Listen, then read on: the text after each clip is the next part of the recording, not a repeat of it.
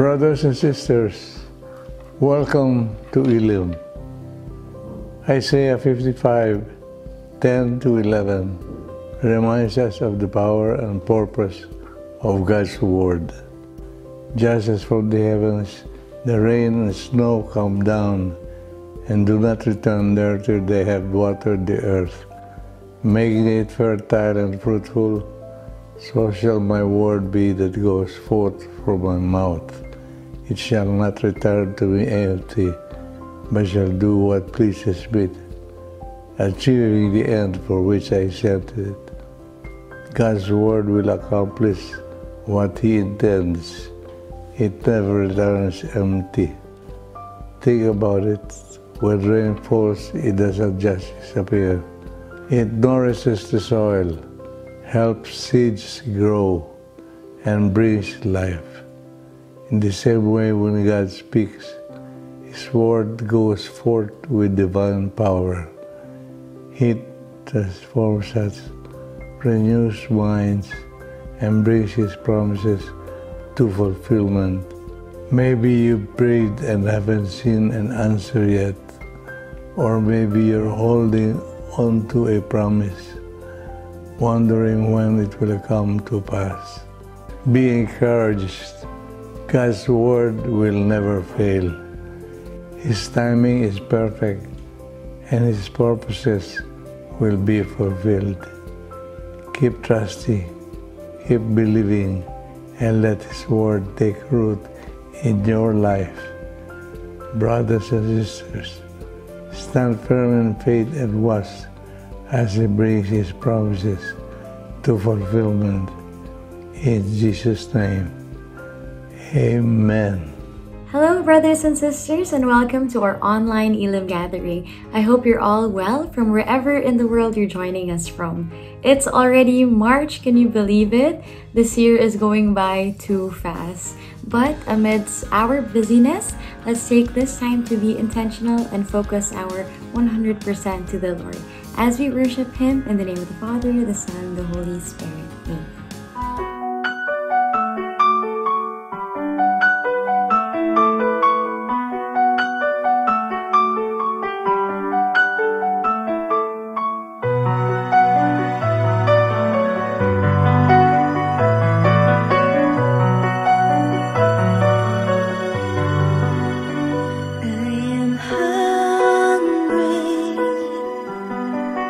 Hungry for you.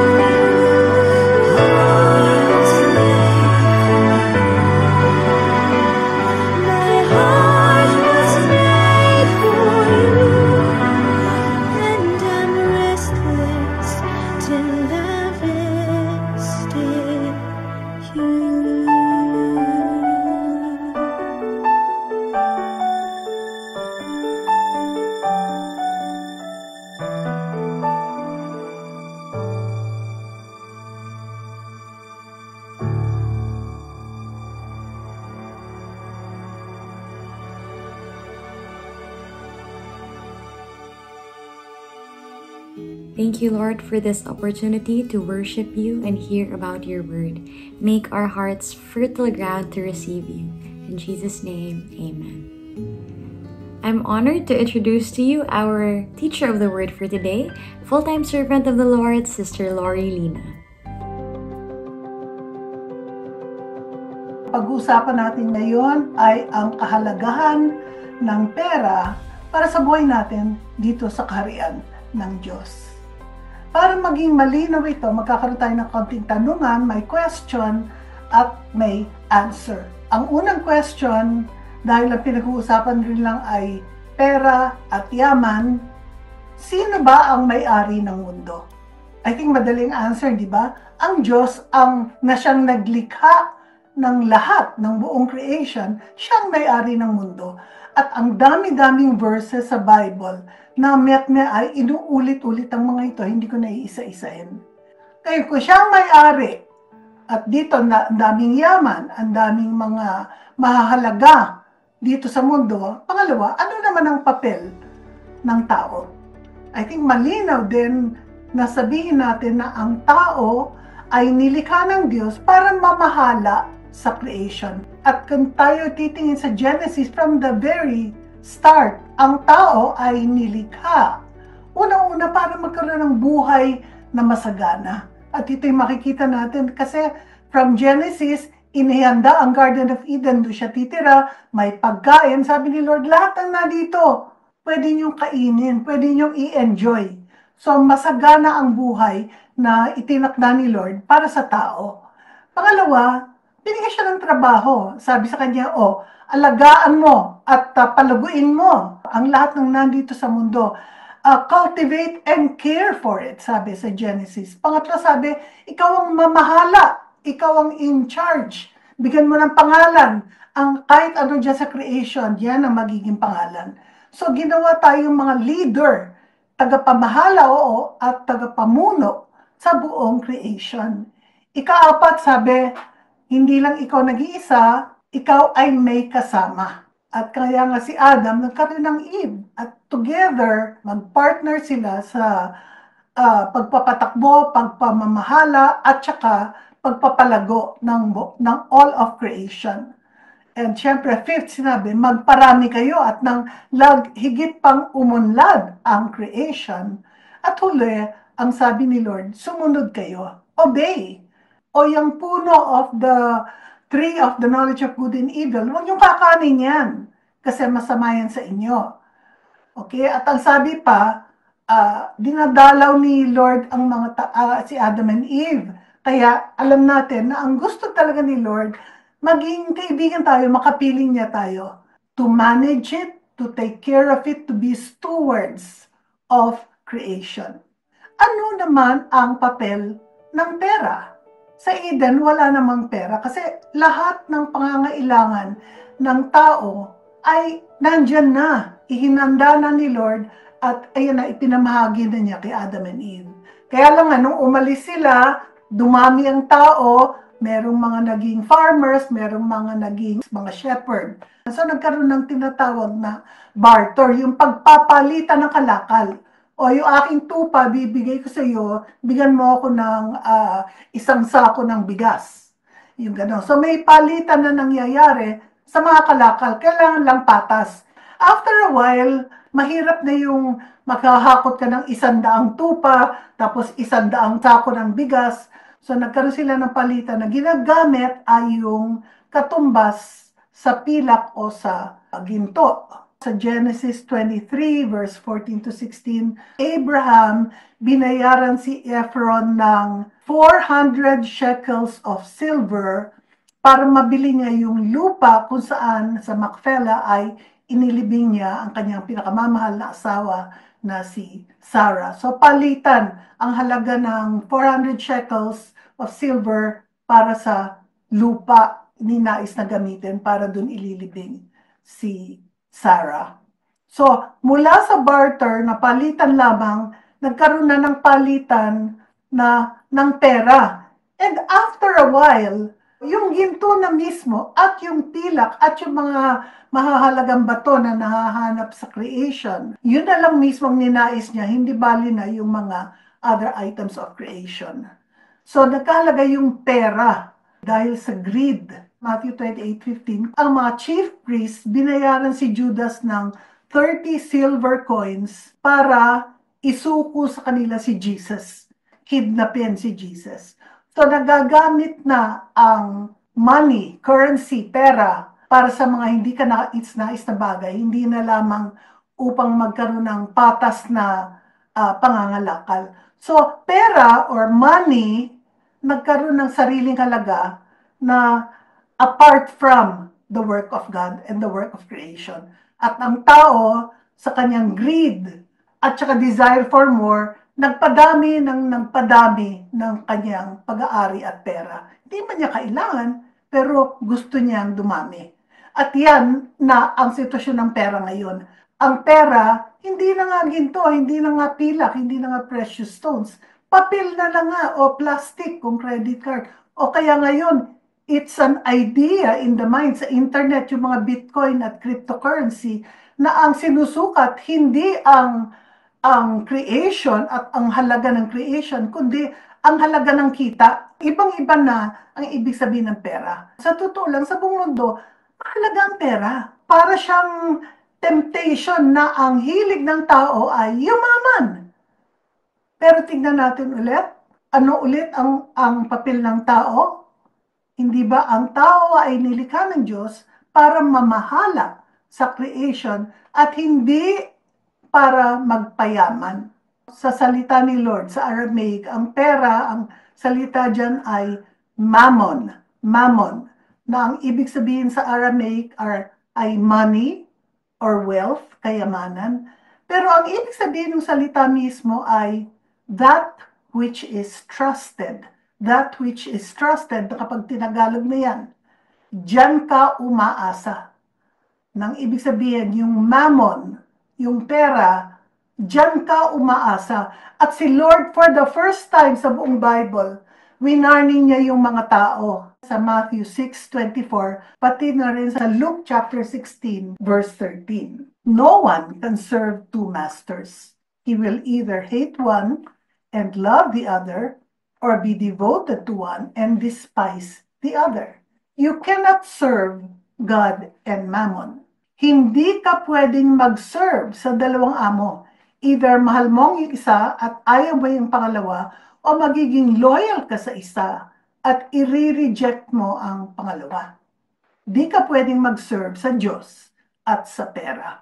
So ang ibig sabihin ni Lord, pag umasa ka sa pera para mabuhay, nasa pera ang faith mo, hindi kay Lord. At ang pag-iisip na ito ay kontra sa salita ng Diyos. So let me explain. Sabi ni Lord sa Matthew 6:31 to 33, sabi niya, do not worry and say, what are we to eat? What are we to drink? What are we to wear? All these things the pagans seek. Your heavenly Father knows that you need them all. As a matter of fact, sa Eden pa lang, sa panahon ng creation, alam na ni Lord yung mga pangangailangan. Kaya sabi niya, andito, ito yung pagkain ninyo, ito yung tirahan ninyo. Kung anong gusto ninyong gawin dito, gawin ninyo. Alam na ni Lord, your heavenly Father knows that you need them all. But, sabi niya, but seek first the kingdom of God and His righteousness. At ito yung mahalaga. And all these things will be given you besides.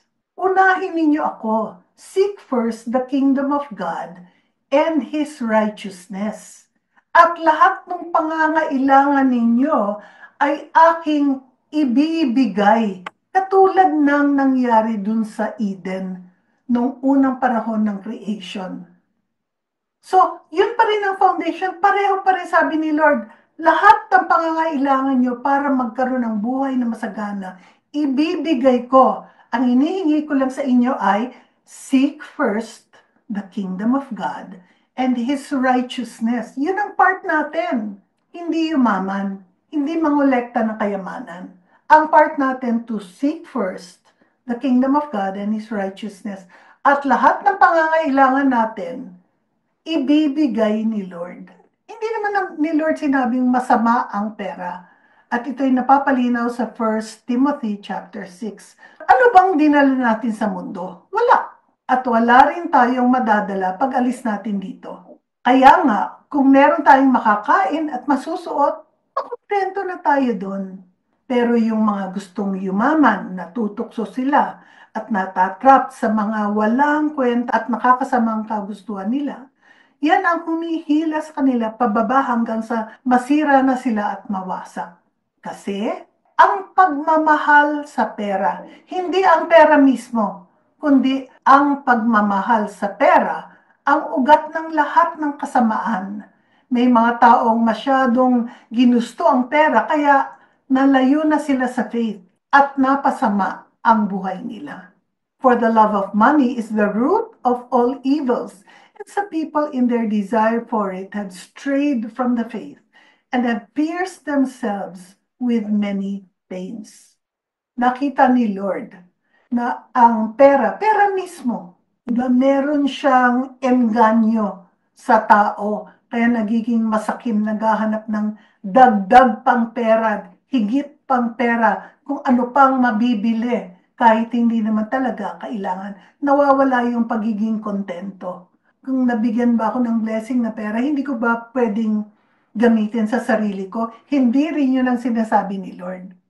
Ang sinasabi lang niya, huwag nating, kumbaga, ibigin at mahalin ang magparami ng pera sapagkat ito'y magiging hadlang. Kasi ang sabi ni Lord, kung gusto natin magkaroon ng buhay na masagana, ibibigay niya sa atin.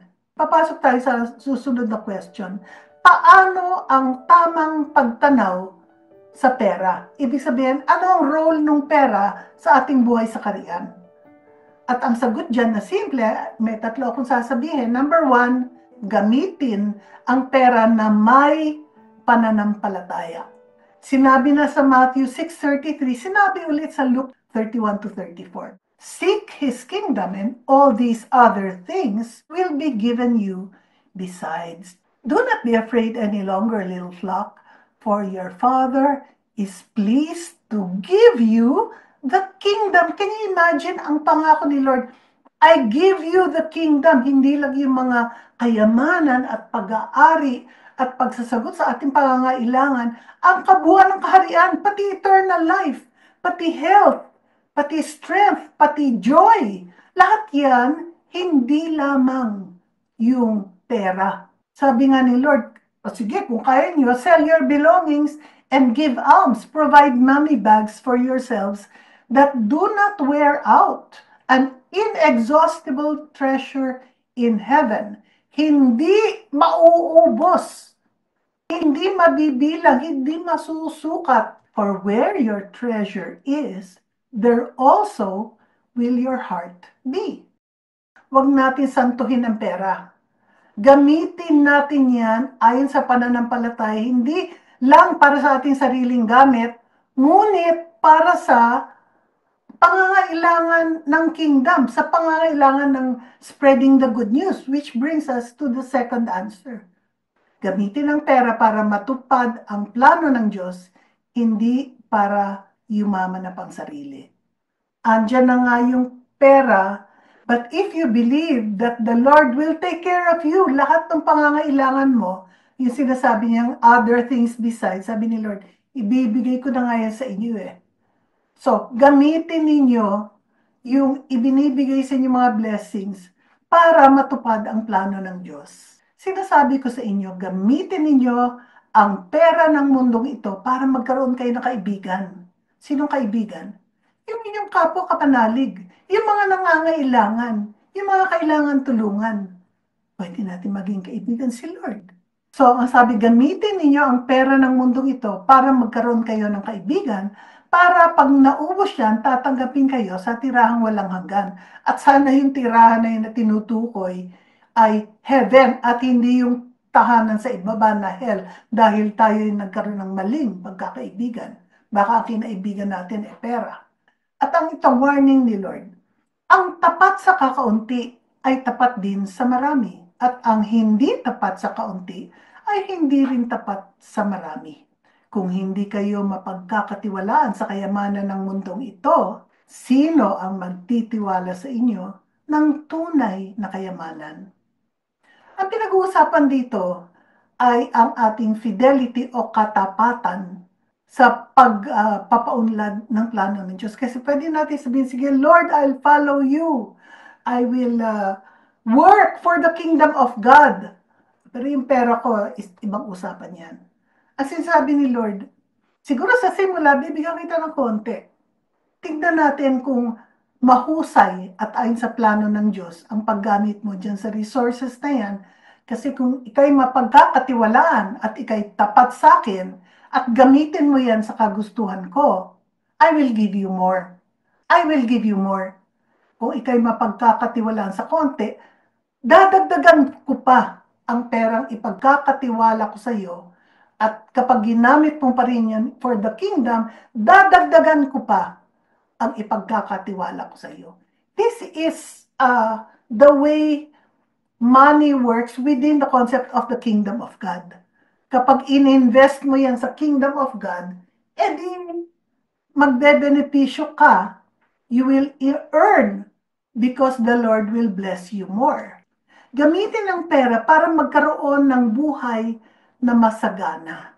Sabi sa John 10:10, I came so that they might have life and have it more abundantly. Dumating ako para magkaroon ng buhay ang lahat.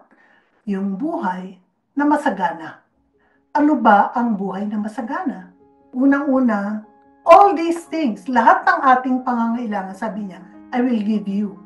So, sagot na ang lahat ng ating pangangailangan.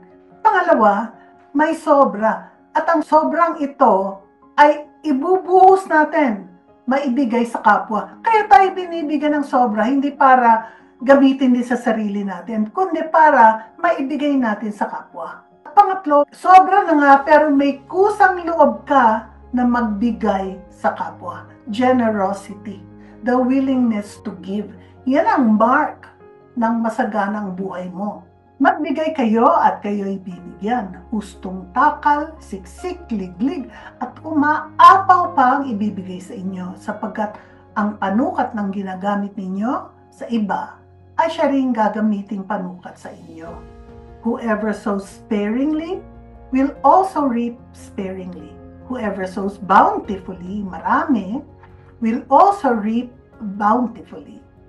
Each must do as already determined without sadness or compulsion, hindi napipilitan, for God loves a cheerful giver. Kaya ng Diyos na bigyan kayo ng sobra-sobrang blessing para maibigay sa inyong lahat na kailangan ninyo at marami pa kayong maibibigay para sa mabubuting gawain. Moreover, God is able to make every grace abundant for you, so that in all things, always having all you need, you may have an abundance for every good work. Kung tayo'y hindi hawak ng pera, we do not have the love of money, handa tayo laging magbigay, handa tayo laging mag-release ng pera at yung yaman na nasa sa atin para sa kaharian ng Diyos. Tayo nag-exercise ng generosity and love for our neighbor. At dahil dito, it is the Lord who will bless us. It is the Lord who will make us rich. Why? Kasi ganun siya. And for another matter, kapag nakita niya na you are reliable in using the money and the resources na ibinigay sa inyo, na ibinigay sa atin, para sa kaharian ng Diyos, at hindi niya dadagdagan. Dadagdagan niya yan at dadagdagan. So, makita natin, anong halaga ng pera? Alam niyo, gawin lang yan natin yung tatlong bagay na yan, di ba? Gamitin ang pera ng may pananampalataya para sa kaharian ng Diyos at magkaroon tayo ng pusong mapagbigay. Kasi magkakasobra tayo eh. Tingnan niyo, kung hindi kayo pagyamanin ni Lord, you will become a servant, abundant, and faithful to God. And it is God who will make your life abundant. And my prayer for you is, makinig kayo, gawin ninyo, at tignan ninyo kung paano bumukas ang treasures from heaven for you. Thank you, Sister Lori, for that insightful teaching. Elim Community's vision is to spread the good news to the ends of the earth. If you want to be part of this work of evangelization, please give your tithes, love offerings, and donations to the following accounts.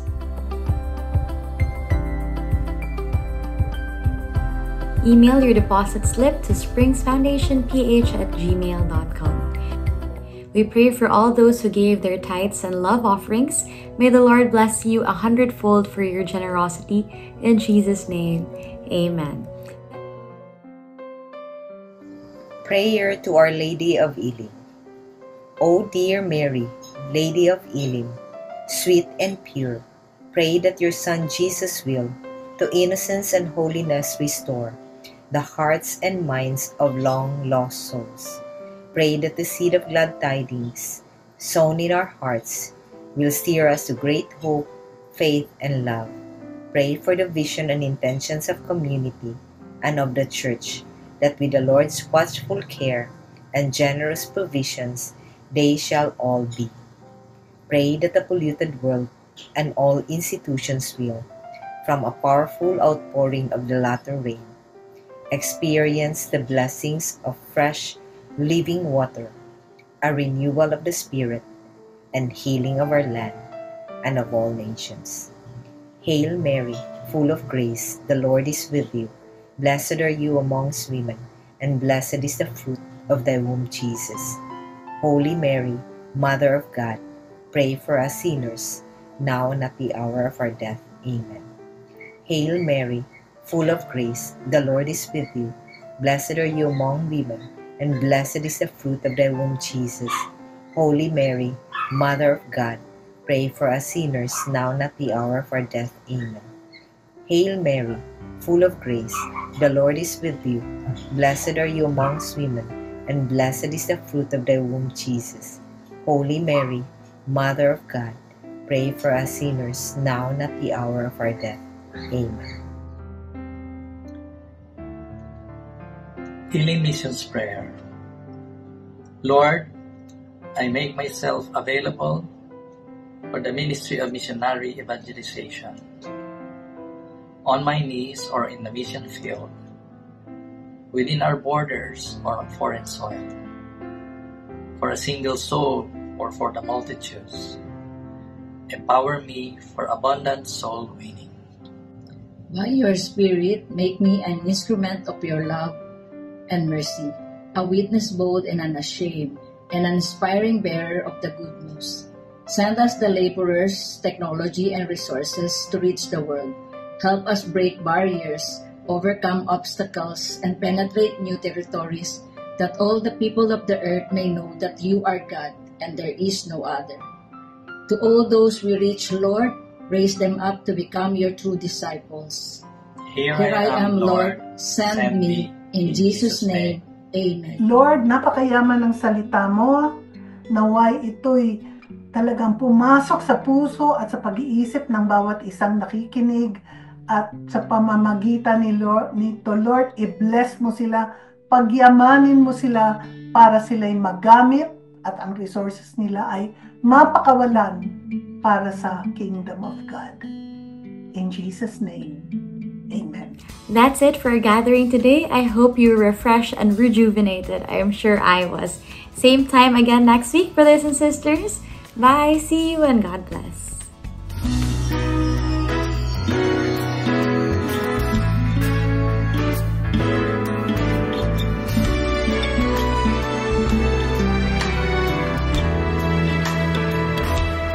Sometime back each of us lived a solitary life instead, thinking only of ourselves, till one day he had to show the way.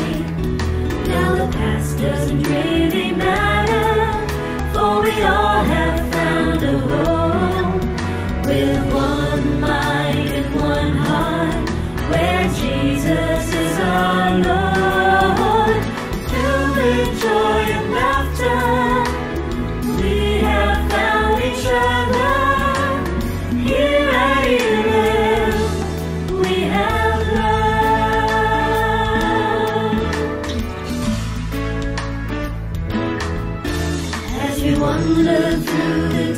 desert, seeking for a total rest. We have found a place of happiness where we all could be refreshed. Now the past doesn't really matter, for we all have found a home with one mind and one heart, where Jesus is our Lord. Filled with joy and laughter, we have found each other. Here at Elim, we have love. Together we join our hands to sing, let's preserve the unity. As we serve the Lord in many ways, love will reign in the family. Now the past doesn't really matter, for we all have found a home with one mind and one heart, where Jesus is our Lord. Filled with joy and laughter, we have found each other. Here at Elim, we have love. Now the past doesn't really matter, for we all have